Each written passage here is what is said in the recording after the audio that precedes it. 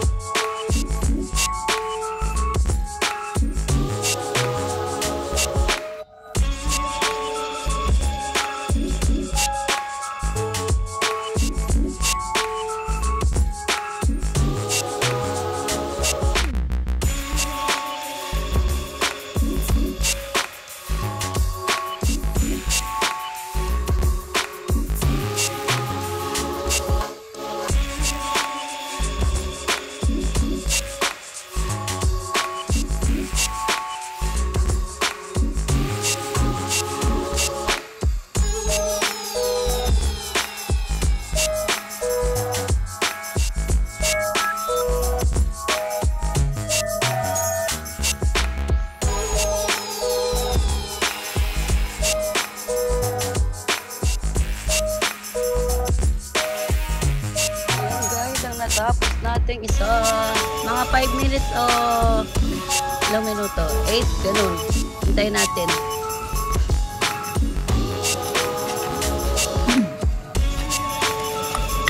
Ano guys, tignan natin kung okay na siya. Kailangan natin siyang ano yun.